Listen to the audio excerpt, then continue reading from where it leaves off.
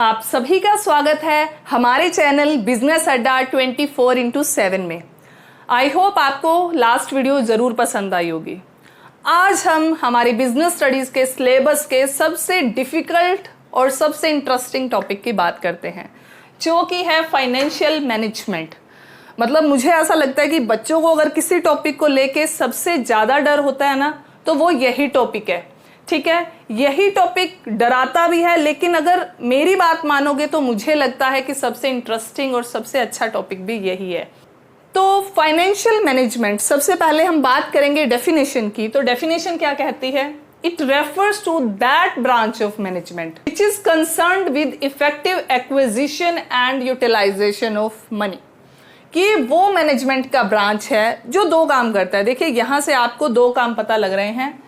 एक तो effective acquisition. Acquisition word जो है ना, वो एक्वायर वर्ड से आया है। एक्वायर मीन्स इकट्ठा करना। तो ये क्या? And second one is utilization of money. Utilization means use of money. ये क्या करता है? हमें दो ही काम करके बताता है। एक तो एक्वायर करना कि वो पैसा कहाँ कहाँ से हमारे पास आएगा। फिर यूटिलाइजेशन ऑफ मनी, मतलब हम उस पैसे को कहाँ कहाँ यूज करेंगे।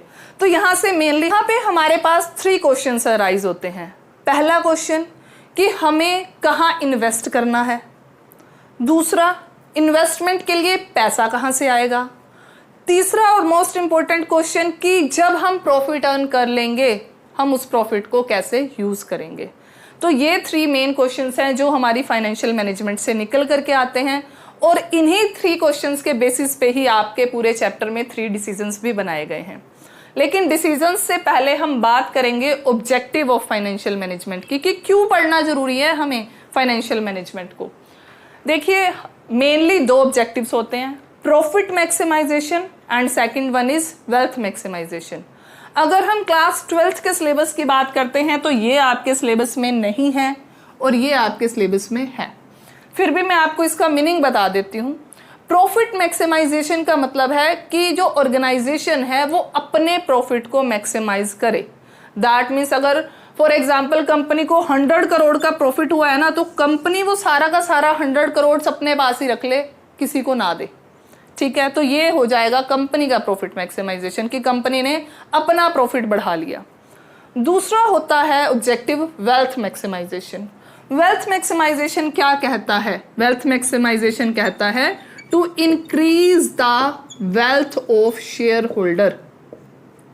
हमने क्या करना है? शेयर होल्डर के वेल्थ को इंक्रीज करना है। अब शेयर होल्डर का वेल्थ कैसे इंक्रीज हो जाएगा? पहले तो कईयों को तो मुझे लगता है ये पता होना, आई थिंक मुझे लगता है सभी को पता होना चाहिए कि शेयर होल्डर क्या होते हैं। देखिए, हमारी जो कंपनी की पूरी वर्थ होती है, ठीक है, आपको पता है कि कंपनी की कैपिटल को छोटे छोटे पार्ट्स में डिवाइड कर लिया जाता है, तो वो सारे शेयर बन जाते हैं। तो जो लोग उन शेयर्स को परचेज करते हैं वो लोग शेयर होल्डर बन जाते हैं।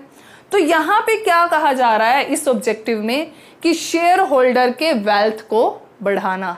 अब वो कैसे बढ़ेगा शेयर होल्डर का वेल्थ?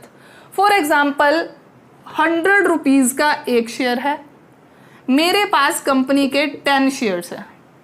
ठीक है, तो यानी मेरी टोटल वर्थ हो गई 1000।